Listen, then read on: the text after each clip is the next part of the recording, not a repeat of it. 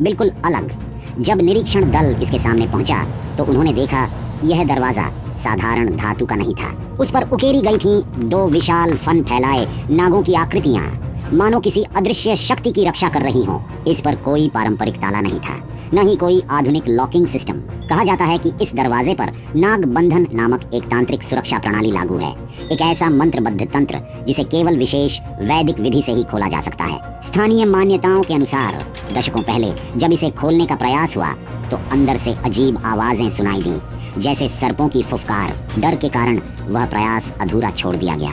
2011 में भी जब बाकी तहखाने खुल रहे थे, कई साधु संतों ने चेतावनी दी, इस दरवाजे को मत छूना, यह देवताओं द्वारा संरक्षित है। कुछ लोगों ने दावा किया कि दरवाजे के भीतर एक और लकड़ी का द्वार है जो और भी प्राचीन है। सवाल उठता है, अगर यह सिर्फ एक तहखाना है तो इसके चारों ओर इतना भय क्यों? क्या यह सच में किसी तांत्रिक सुरक्षा से बंधा है, या फिर सदियों से चलती आ रही मान्यताओं ने इसे रहस्य का आवरण दे दिया है? दरवाजा आज भी वही है, मौन, अडिग और चुनौती देता हुआ।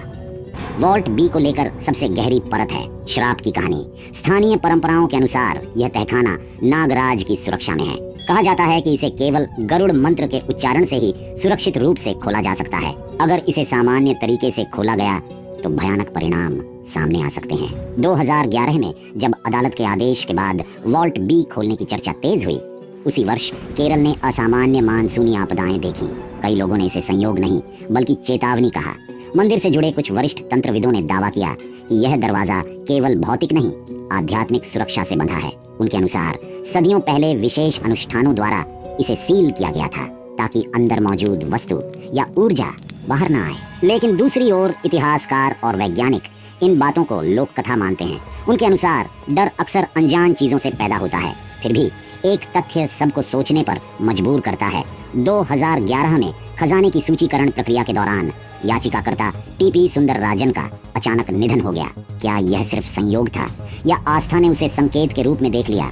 वॉल्ट बी के चारों ओर खड़ा भय सिर्फ कहानियों से नहीं बना, यह बना है सदियों की आस्था, चेतावनियों और उन घटनाओं से जिन्हें लोग अपने अपने अर्थ दे देते हैं।